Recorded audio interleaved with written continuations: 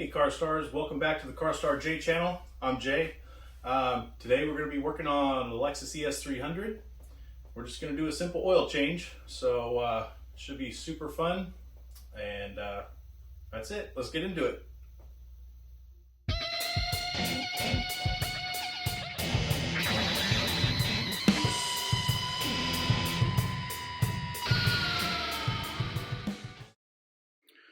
So here we are at an out-of-town AutoZone. Right when you walk in the door of this particular AutoZone, I see they've got this package here, and all the AutoZones sell the oil and filter package for, in this case, it's 36 bucks. It's a good deal. Sometimes they're limited on what weight they'll be selling at that particular time, so you just want to make sure that you get the right weight for your vehicle. Then to get the part number for your oil filter, you can check the book and get it, or you can ask the front counter. So for this project, we're just going to need something to put the oil in. So they sell these oil pans at AutoZone or wherever you buy your auto parts. They sell them there, nice and cheap. Your oil, your filter, new crush washer if you need to put one on there. I always put one on just in case. And whatever size wrench you're going to need for your drain plug. You may also need an oil filter wrench, or you may not. Usually you can get them off with your hand. If not, you can use a big pair of pliers. Just know that you will damage the oil filter that's on that you're trying to remove if you use a pair of pliers, or you can rent the oil filter wrenches from AutoZone. I believe they're not very expensive either. If you do need one, it might be to your benefit to buy one if you're gonna do these projects in the future. The other thing that you're gonna need is you're gonna need a way to lift the car. Floor jacks, creeper helps too. If you can get the car that high, you can use a creeper just so you can stay off the ground. Remember, if you do use a jack, to use jack stands. Safety first. I'll be using my ramps that I just got, so I'm excited about that. It's the first time I'll have used them for a car. Okay, so the first thing we got to do is we got to get the car up in the air so we can access the oil pan, drain plug, and the filter. Some cars have the filter underneath the hood. Most of the late model vehicles do. Cartridge style filters. This one being a 2003 model, it does not. So normally I would use one of my floor jacks, jack stands, and lift up the front. But I've got these new ramps that I got, so we're gonna give these a shot. I used them once. I did a service on a Can-Am Spider, which is one of those three-wheel motorcycles. Did that for my brother-in-law, and so that's what I bought them for. They worked great for that, but I haven't used them on a car yet. So let's see how they work. I'm kind of excited. So I'm just gonna line this up with the front tires. There's one. There's two. All right, Ellie, tell me if I'm lined up. Yeah, she doesn't want to work. Lazy. Huh.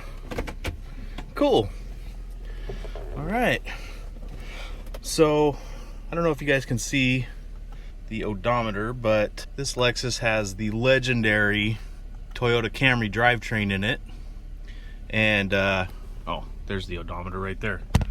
We've got 180, almost 8,000 miles on the clock. And still purrs like a kitten.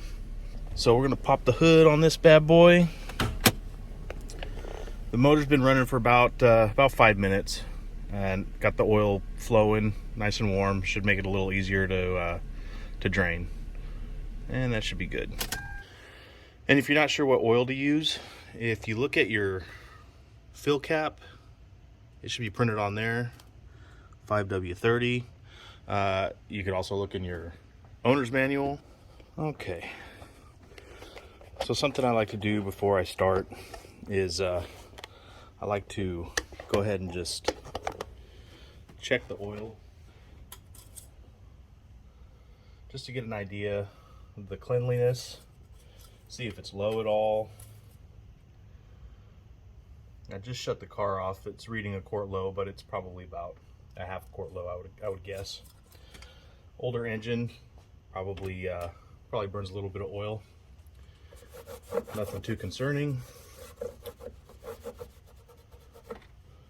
All right, so then we'll open this up. That'll vent the crankcase pressure and just make the oil flow a little easier when we're draining it. Let's get into the car and see if we can't pop that drain plug out. I forgot to mention, when we're working on a vehicle like this, we want to go ahead and set the parking brake.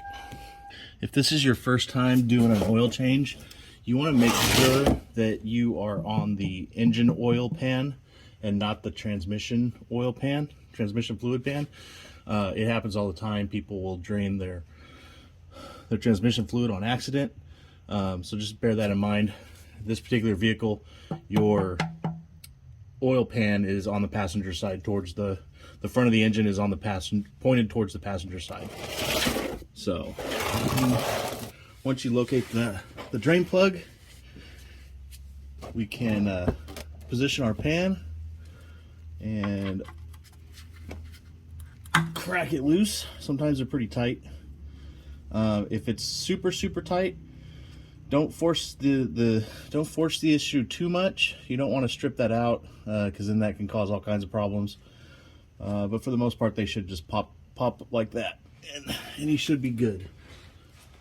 It's also another good idea to try and locate your oil filter.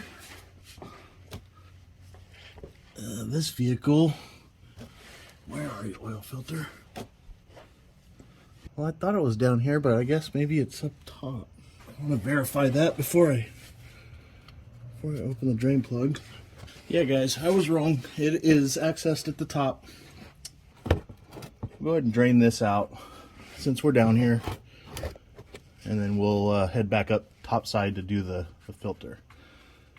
So you just unscrew this and right into your pan. Nothing to it. And if you can help it, try to keep the drain plug from dropping into the pan so you don't have to fish it out of the oil. And we're just going to let that drain for a few minutes. Now, I'm hoping you can see this. Position here. So this is the drain plug. You'll see that little copper crush washer. We're going to replace that while we're down here. And I'll show you how to do that up on the bench. Alright, so while we're letting that oil drain out of the pan, here's our drain plug. Here's our old crush washer. And as you can see, it has been used. So this is a little kit I got off Amazon. Just assorted crush washers. So we just want to find one that is similar in size. I think that's the best one. All right, let's go check on our progress for our oil drain. Okay, that's still draining a little bit, just petering out a little bit.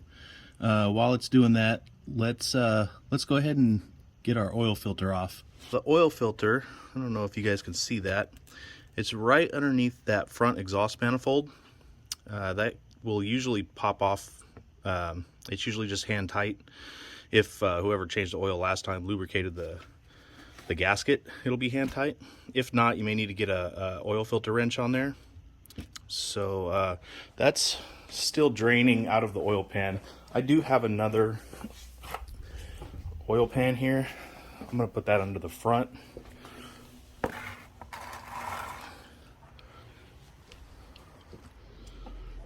Yeah, that looks good.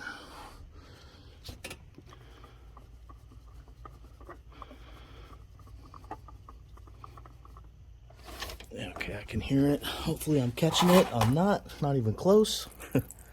Never fails.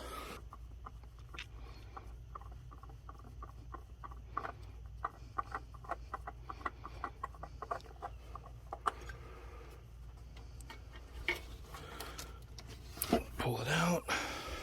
Now you can see it's not a whole lot of oil that's coming out. That's why I do the drain plug first and then the filter. Just try to minimize that mess. Well, we made a mess. Okay, so here's our new filter, new gasket.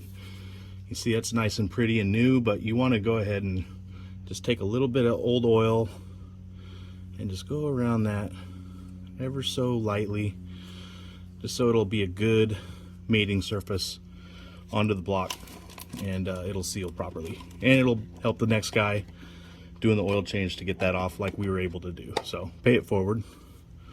Normally I would prime these and put a little bit of oil in these so that it's in the system. This one goes into the side of the block, and I have to come down like this into the engine bay and then go like that. So there's no way I can do that with this particular model. So I'm just gonna put it on dry. So up top we go. So down like that. Gotta get past these fan wires. There we go. And right now I'm just kind of working by braille because I can't see much down there.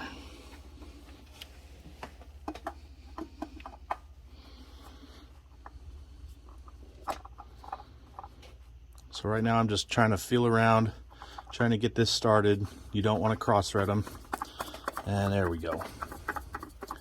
I apologize that you can't really see what's going on down there, but it's the nature of the beast. Sometimes you just got to work by feel. Okay, you feel it start to cinch down, and then you can just give it a couple good grunts, and then you should be good. And you can see that the oil's done draining now. Just a drip here and there. That's good enough. We can go ahead and wipe off that plug surface and go back in with our plug.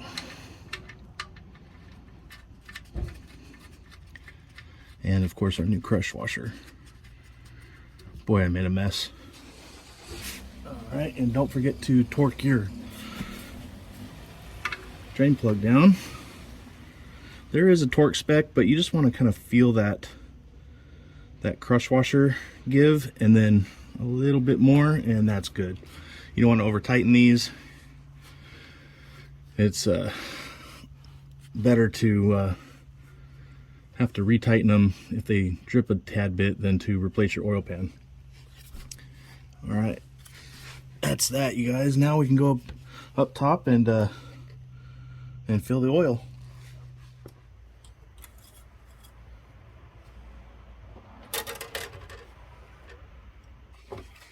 Okay, here's our owner's manual. It says that we need to put 4.7 liters or 5 quarts of oil back in. Our container is a 5-quart container, but we're going to put 4 quarts in there, and then we'll run the motor for about 10 seconds or 15 seconds or so, and then check the oil level.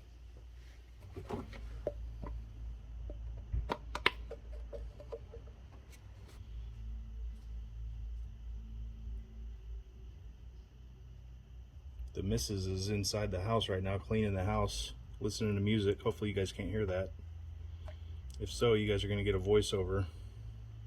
You may get one anyway, because all I'm doing is filling this thing with oil.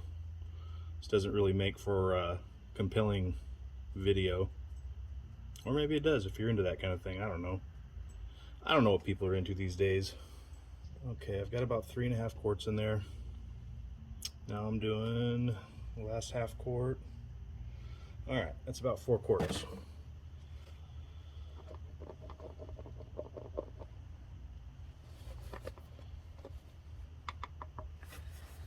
All right, we're gonna let that kind of settle a little bit. I am making a mess everywhere today, guys. Just gonna check it. Why not? It's not even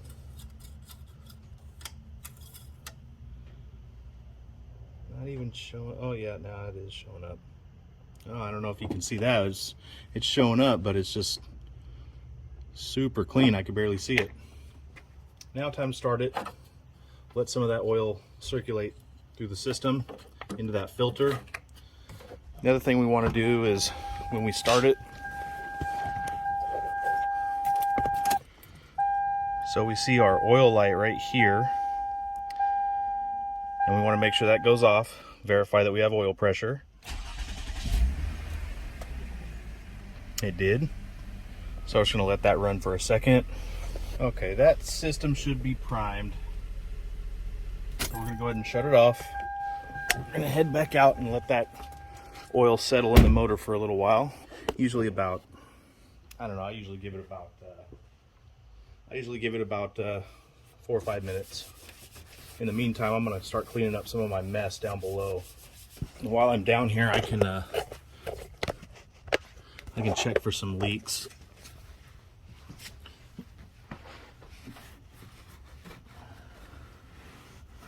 When you have a high mounted filter like that, it always likes to pull up in the skid plates, air dams and things like that. Always good times.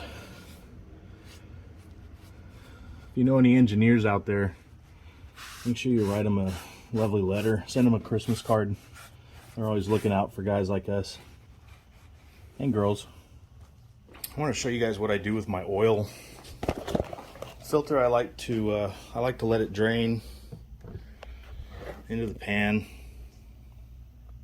like so, and then when it's done draining, I'm gonna put it back in the box, and then the oil, I recycle my oil. This is a dangerous game we're playing right here. Whoa. Okay, we're gonna do this a different way. So I have this 5-gallon bucket. I put my used oil in, and then when it gets full, I just take it down to the local recycler and recycle it properly.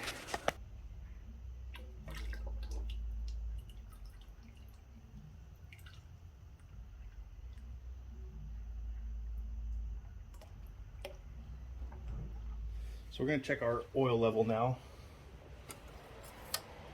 Give it a good wipe.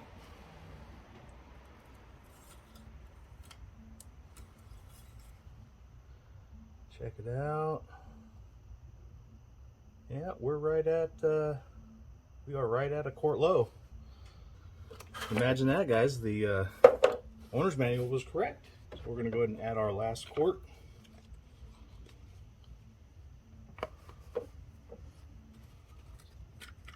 I know, I should get the proper funnel. I will, one of these days. Maybe I can ask for it for Christmas, so I'll have it in a year. Alright, that should do it. We'll let that settle again, and then we'll check the oil level. Alright, so we're going to check the level now that it's had a little time to settle. And we're just a tad low, and that's okay because it is not on a level surface right now. I know that's what a lot of you guys were thinking, but you didn't get me. I know. So we're good with that. Level's good. I have a big mess to clean up. Let's get to that. Now with my oil pans being dirty, I usually just drain them into my bucket, which I've done, and then I always keep some kitty litter, and I will just drop some kitty litter in there, and then let that soak it all up, and then drop the kitty litter. I'll just drop the kitty litter in the trash. I know that's not super environmentally responsible, but I mean, there's only so much I can do. I do take my 5-gallon bucket down to the recycle center or AutoZone, depending. Sometimes they won't take it, sometimes they will. If they won't, I take it to our county disposal site, and they take it no problem. Problem that I have right now is that I don't have any kitty litter. I ran out yesterday because we do have cats, so we use it for its actual purpose sometimes. Okay, so with the car off the ramps, one final check after it's been sitting.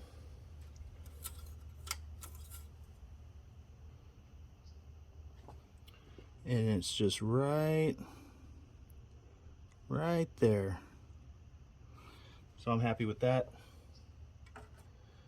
It's always a good idea, especially on a vehicle with this many miles, to periodically check your fluid level anyway. So I do that usually every other weekend.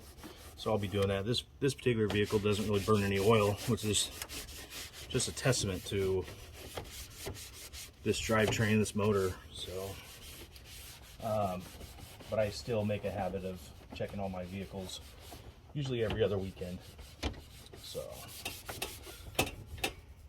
now I got to clean up all that oil on the driveway so my neighbors don't get mad at me. After you're done with your oil change, not everybody's going to have these, but I got these off of Amazon and they are very handy. That's one thing that the oil change places like Jiffy Lube have that most DIYers don't have, are these little guys. But you can just write in your next service date and the mileage and stick it in your window, just like the pros do.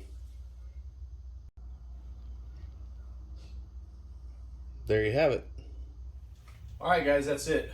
Hopefully this video helps you out. Let me know in the comments if it does. Remember, check us out on Facebook, Instagram, and please drop a like for this video, and don't forget to subscribe. Alright, we'll see you in the next one.